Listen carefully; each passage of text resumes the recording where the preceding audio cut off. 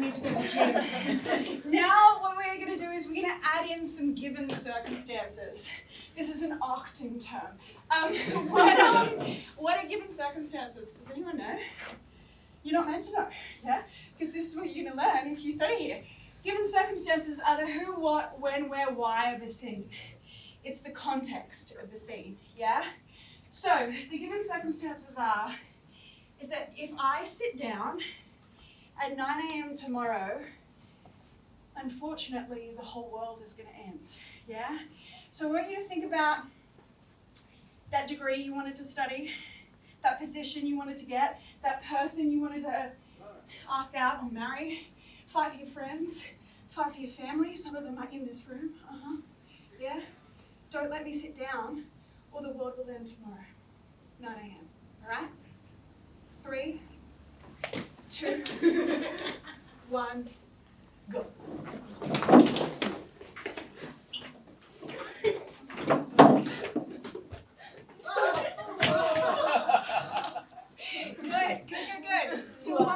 Let's do it one more time. Think about the stakes. Think about what you stand to lose, the specificity of that, yeah?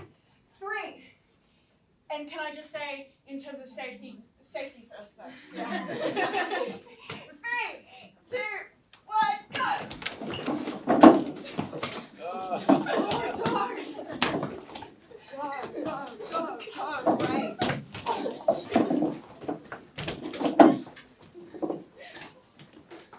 This is good, guys. Oh, well done. Good. So what did you notice? What did you notice between when we were just like, oh yeah, just don't let me sit down, and then when I added specificity of the given circumstances? What happened? What did you feel? Or what happened? Welcome. Hi. Did you want to have a seat? Don't sit down. Great. Yeah, what happened? No wrong answers. Yeah. The stakes. What happened to the stakes? They got high. Great. Franticness. Absolutely. Anything else? Yeah. Urgency. Did you notice what I love? This was my favorite moment. Is that when I went through the specificity of what you stand to lose, people, you in particular, were like, I was counting down 3, 2, 1, and you're on the edge of your seat. Yeah? What's your name?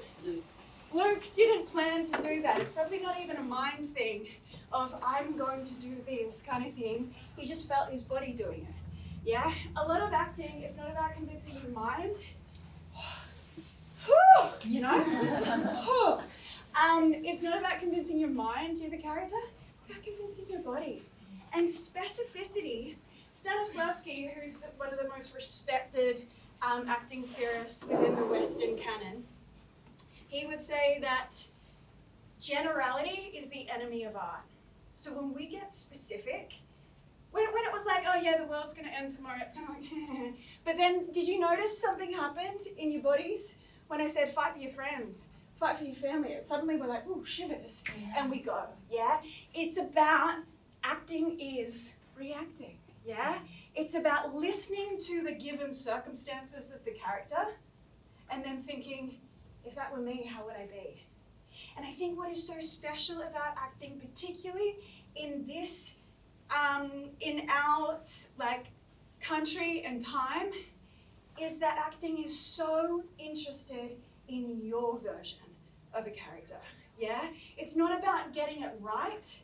It's not about doing Meryl Streep's version, because I can't do Meryl Streep's version. But guess what? Meryl Streep might not be able to do my version. Yeah, it's about listening to your own voice. Yeah, and in a world of expectations from society, maybe from family, all of those things, acting is interested in you. Yeah, and so I would say that I benefited so deeply from an acting degree because I learned to listen to other people under pressure, but also to listen to myself. And that is going to help me no matter what I'm doing. Yeah? Cool. Didn't mean to go there, but I'm glad it did. Great. So let's put the chairs to the side, and then let's get into a circle standing. All right. So we're going to play a little bit of Zip That Boing. There's different versions of this game. Basically, we're going to pass around a clap. If you want to pass it to the person next to you, it's a zip. So just zip the person next to you. Zip, zip, zip.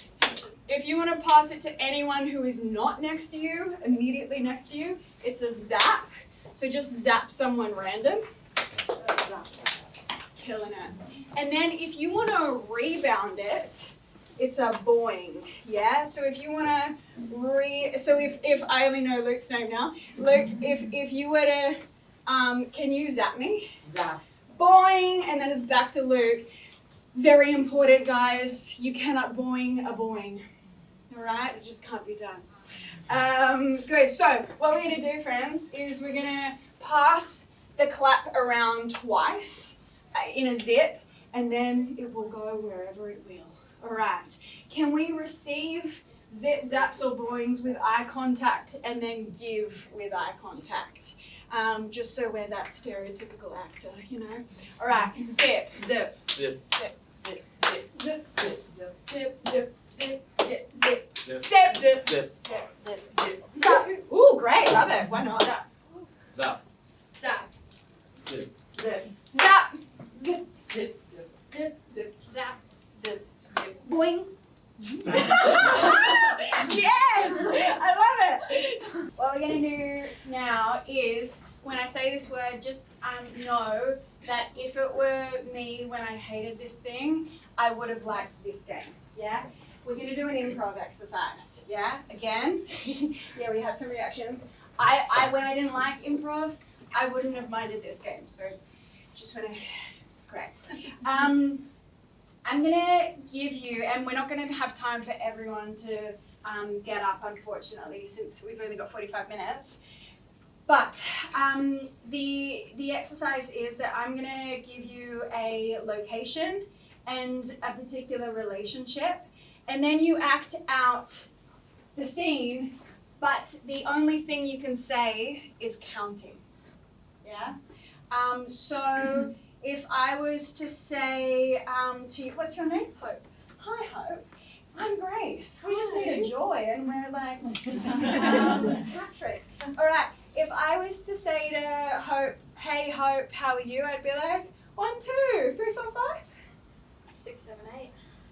Well done. Well done. So the best way to fully show you what's going down is to just do an example. Yeah. So there's both ways. My friend, do you want to maybe wait out and knock at the door? So we got 30 counts, yeah? Is that all good with you? Yep. Sweet as. Just knock on the door when you're ready. 1, 2. 3, 4. 5. 6, 7. 8, 11. 12.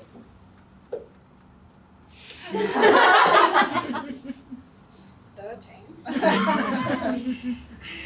14. 15. 16, 17, 18. 19. 20. 21. 22, 23.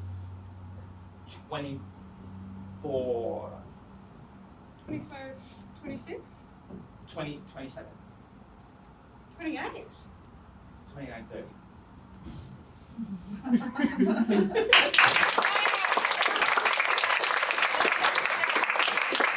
Great. So, did Jack get the job or not? Yeah. Fantastic. And no words were actually said apart from counting. Yeah? It's exciting. It's exciting. Okay, well done to Jack. That was great. Have a seat, my friends. All right. So, get the gist? Beautiful. Can we get 3 people up? Who would like to have a go? Yeah, awesome. 1, 2. Can we get a third person? 3. Fantastic. If 2 of you bring your chairs, that would be fantastic. We're gonna do couples therapy. Great. Who would like to be the therapist? Fantastic. Welcome. Do you want to take the red chair? I feel like that's the psychologist just red chair. Awesome. All right, so what about if we, oh shivers, what if that's It was meant to be. Guys, don't worry about the chairs, that's fine, we've got to make this work. Oh yeah, why don't we think through? It's so So good. good. It's so good. Great. You don't have to do any acting, the chair is doing it all. Fantastic. So, do you mind, what's your name? Ellie. Hey Ellie. Do you mind starting over here and maybe we just have a setup moment? Often in improv, you want to have just a moment of establishing reality and knowing who's organised the couples counselling appointment, who wants to be here, and maybe who doesn't want to be here. Yeah, so do you want to just decide?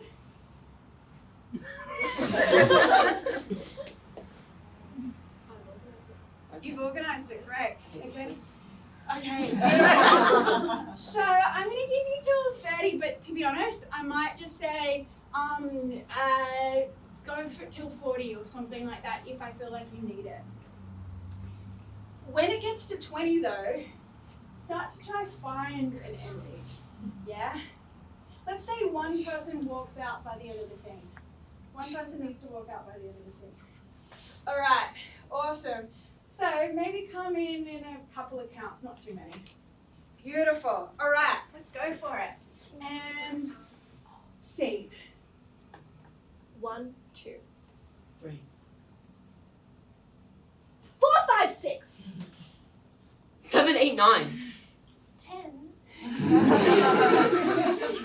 11, 12. 13, 14, 15, 16. 17. 18. 19, 20. 21. Oh! Go till 40, guys. 22, 23, 24, 25. 26, 27, 28, 29! 31, 32, 33. Notice you've got 7 more and someone needs to walk out by 40. 34. 35, 36. 37. 38.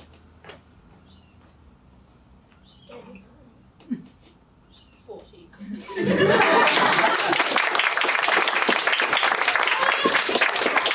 It was like, this happens all the time. 40. Great work, guys. Great work.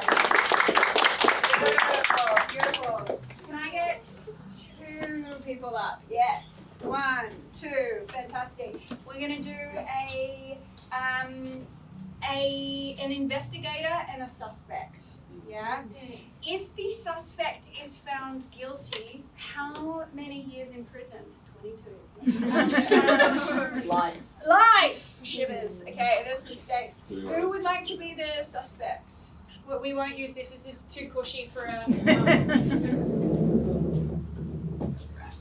yeah, who would like to be the suspect? I'll be the suspect. Yeah, epic.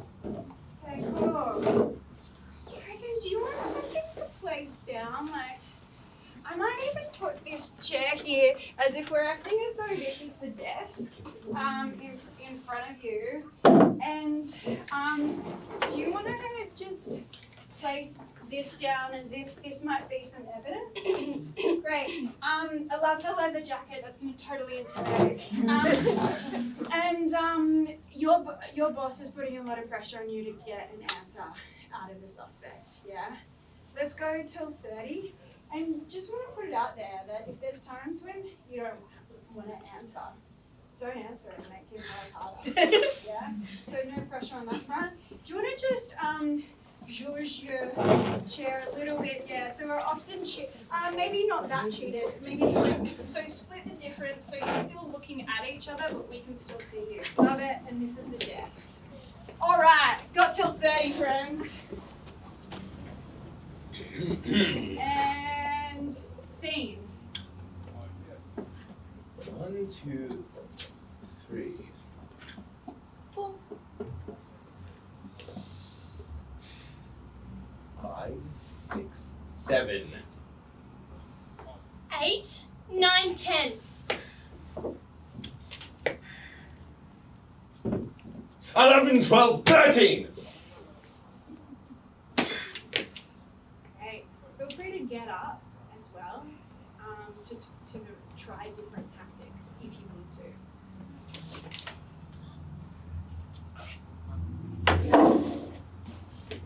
14! 15!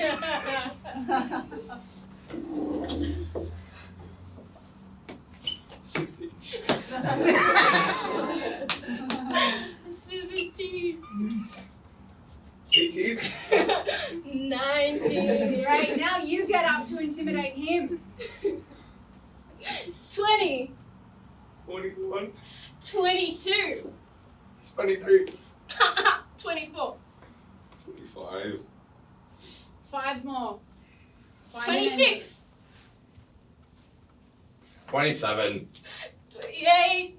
29! 30!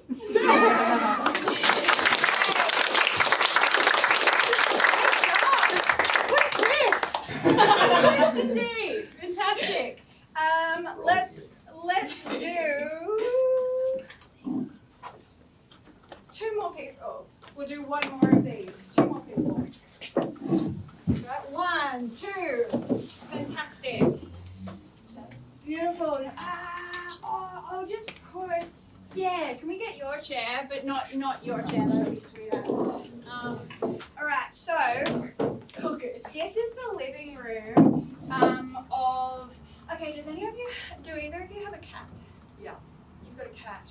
It's your cat. Okay. Oh. You'll find out why. So your cat's whose name is Bobby. Sweet cat, right? As you're driving over to your yeah, that's why I didn't want to. And my cat. Sorry. So I am imagining my cat. You don't have to imagine Okay. your cat. You can just imagine how bad it would be to kill a cat. You're driving and listening to Don't Stop Now. That's the first song that came into my head, and I'm a 90s kid. And just having a really good time, yeah? As you go over to your house, it's a Friday night, you're gonna chill out. Accidentally you run over the cat. She has no idea. What was your name? Ella. Ella has no idea. So when you answer the door over here, you need to let her know that you have indeed killed her cat, Bobby.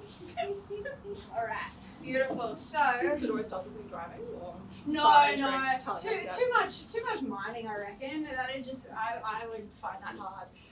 So I reckon maybe if you just like Yeah. oh that's annoying. Maybe not there. And so you might end up just having the conversation here, or she might invite you in, or whatever. There's no right or wrong, friends. I'm just going to give you till 20. Is that all right? Okay. If you need more, I'll give it to you. But I just don't want to put too much weight on words, because that's cool. Beauty. All right. And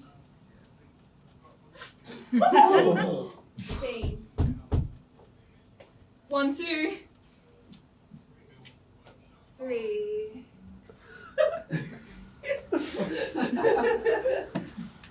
4. 5. 6, 7, 8. 9. 10. 11, 12.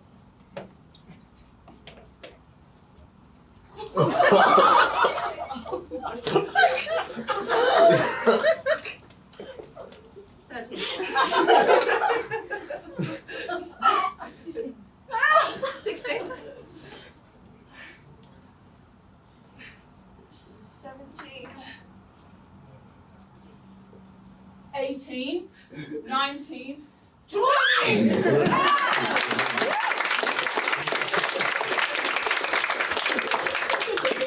That was so great. That was really great. And did you notice how, was it Claire? No, Ella. Oh, sorry, Ella. Did you notice how we didn't actually want really Ella, who's just standing in shock, to say much? Hey, because the less she said, the more we're projecting. Oh my goodness, she's in so much shock, yeah? And so I loved, Ella, that you didn't actually say much until it kind of started to set in, and then there was this anger in your eyes, and suddenly it was get out, and that's where the words came. That was beautiful, and just such a lovely choice. That was fantastic. Yeah? Really good stuff. Great working together. All right, so what does this exercise show us?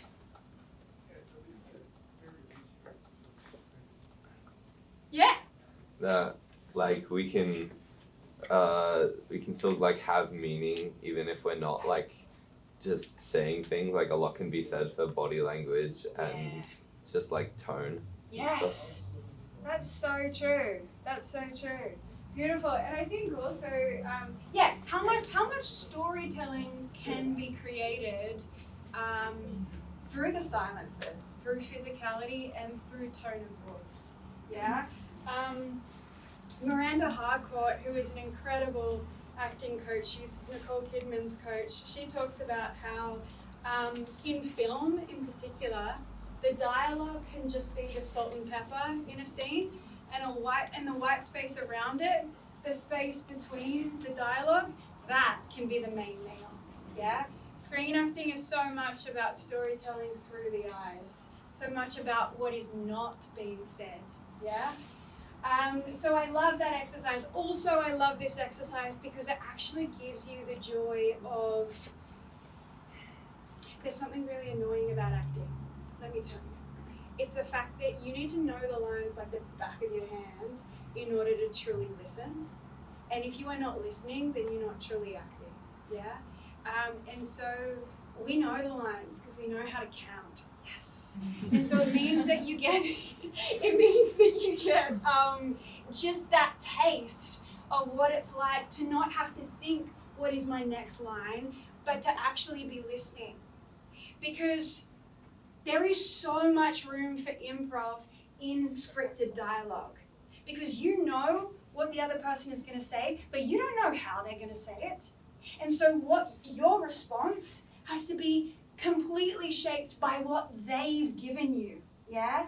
And if you're just presenting a rehearsed performance, that it doesn't matter how you're not listening, you're just giving this rehearsed performance, you're missing the truthfulness, a truthful exchange that is available in that moment that will never be again, yeah? So there's actually so much room for honesty. There's so much room for growing in a sense of self-trust of whatever your knee-jerk, I don't know, that's literal, whatever your knee-jerk reaction is, it's absolutely valid because you are a human, therefore you are interesting, yeah? Another thing is, when the other person is just completely listening in those counting exercises, if you are just completely interested in what the other person is talking about, or what the other person is saying, then you will be interesting, yeah? So don't try to be captivating, just be captivated and you will be captivating, yeah? Does that make sense? Great, beautiful. Cool, I want you to take that in. That actually helps me in so many ways. Sometimes when I don't feel like, I don't know, going to a party on a Friday night, I think, I don't have to be interesting. I can just be interested, and that'll be enough. Here we go. All right, friends, we're going to do one final exercise in the last 10 minutes. I'm going to give you this. Well, I'm actually worried that there's not enough. I hope there is. Can you pass these that way and take one? Let's see how we go. May it be enough. This is the opening paragraph. It's totally going to be enough, friends. This is the opening paragraph of. Let's go. Yes, great. Did you want one? No. That's cool. All right. Can you spread out your chairs, or else just be on the floor, whatever floats your boat, whatever is a comfy place for you to be sitting. Awesome. All right, so could I get someone to read out this first paragraph of Molly Sweeney by Brian Friel? Can I I get one person to read? Actually, we'll get two people actually, just so the language sinks in. One person to read. Beauty, go for it. By the time I was 5 years of age, my father had taught me the names of dozens of flowers and herbs and shrubs and trees. He was a judge and his work took him all over the country. And every evening when he got home, after he'd had a few quick drinks, he'd pick me up in his arms and carry me out to the walled garden. Beautiful. And one more person to read. And just really think about, as the second person reads, can I get that second person? Beautiful. Really think about the images. Go for it. By the time I was 5 years of age, my father had told me the names of dozens of flowers and herbs and shrubs and trees. He was a judge and his work took him all over the country. And every evening when he got home, after he'd had a few quick drinks, he'd pick me up in his arms and hurry me out to the walled garden. Beautiful. All right. What I'd love for you to do is to just place the text next to you. You don't need to be holding it. And if you can just close your eyes and take just 2 deep breaths.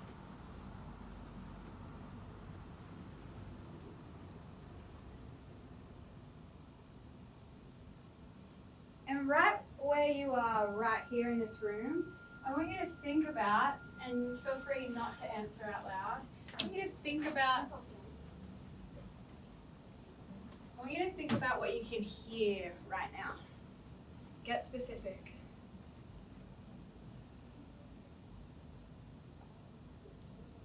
Are there any distant sounds you can hear?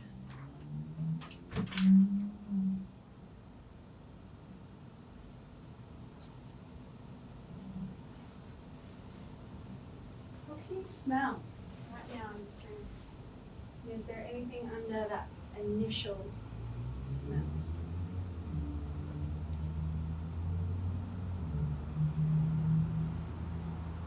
Now I want you to imagine that you are that little 5-year-old in that walled garden, your walled garden.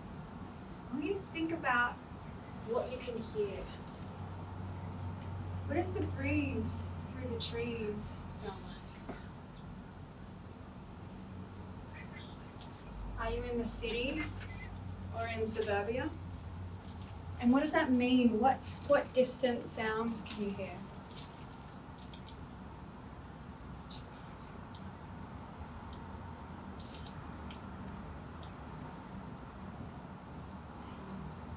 Try and get specific. Your mum might be cooking since it's dusk. You might hear cooking sounds.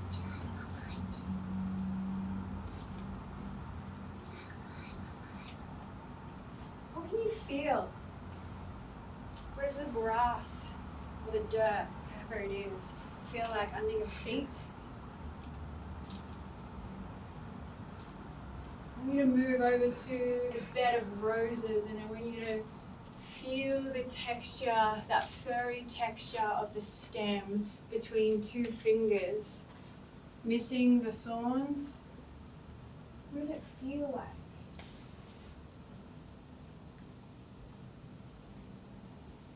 And then moving your fingers up to the bud of the rose, that velvety bud. What does that feel like between your fingers?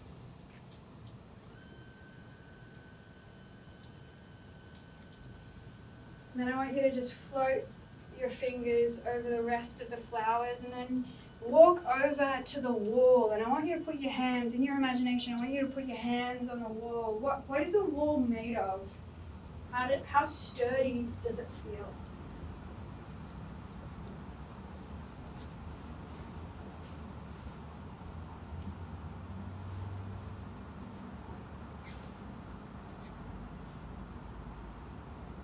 And then you go to run into the house only to see your dad is home. And he picks you up in his arms and he carries you back out to the garden. And I want you to feel how high off the ground you feel. You're only 5 and you're in his arms.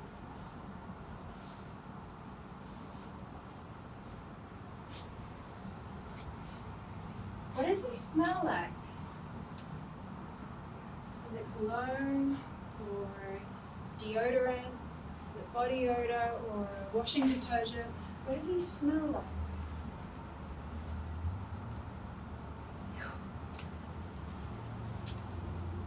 And he's just had a couple of drinks, so adding that to the scent.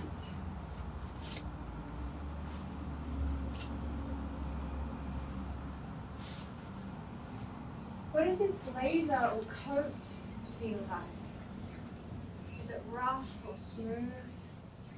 Is it thick or thin?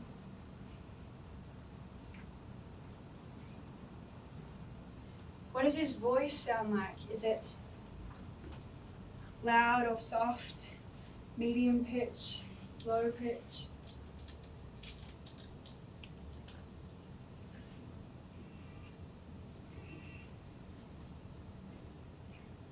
And what does his laugh sound like?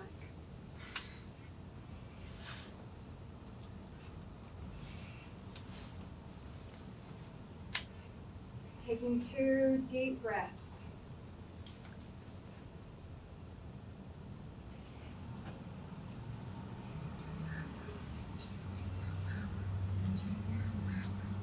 And then gradually opening your eyes. Beautiful. Can I just get a couple of people to read now? And feel free to read again if you read before. Yeah, just maybe 2 people to read. Yeah, go for it. By the time I was 5 years of age, my father had taught me the names of dozens of flowers and herbs and shrubs and trees. He was a judge and his work took him all over the country. And every evening when he got home, after he'd have a few quick drinks, he'd pick me up in his arms and carry me out to the walled garden. Thank you. I get one more person for you. Yeah, go for it.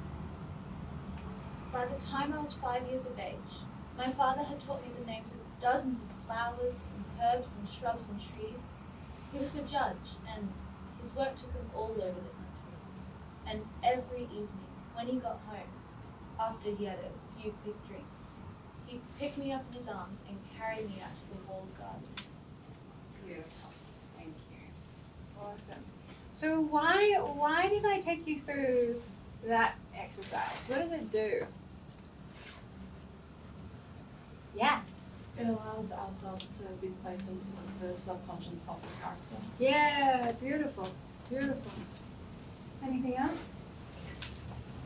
Yeah. Kind of like throwing around your emotional memory, like when we were thinking about all these different experiences and then reading this gives us a different experience of reading it. Yeah, awesome. Might Great. change kind of always the context. Like Yes. the walled garden might not be a peaceful place. If you were imagining it, it might be like a punishment or something. Yeah, that is so true. That's so true. Absolutely. Along with everything that has just been said, it's also that idea of when you, as the character, see specifically what you're talking about, then the audience will start to imagine it as well. If you haven't cast in your mind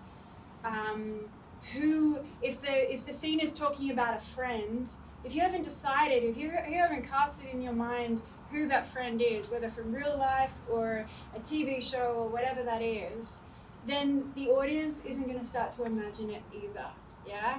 If you are doing the HSC or Year 11, a huge thing that is so important is to cast specifically in your mind every person, place, thing, and event that is mentioned in your monologue. Because when you start to see specifically those things, if it's talking about a shopping center, which shopping center? Just cast it in your mind, yeah? If it's talking about a party, cast a party that you've been to in your mind, yeah? When you start to see it, they will start to imagine it. And also, when you start to see it specifically, you will inevitably have more of a natural opinion about it. So it will color the line even more. It will give it more flavor. Does that make sense? And it is that whole idea of acting is responding truthfully to imagined circumstances. So if we were to act out this scene now that you have imagined the specificity of the circumstances, I bet you anything there is real freedom for, if there's 15 of us, to give 15 different performances despite this. And that is beautiful. Because it's, how would I be if this was my 5-year-old path, the self, yeah? Does that make sense? Beautiful. Cool. Guys, that's time. Thank you so much. You've been fantastic.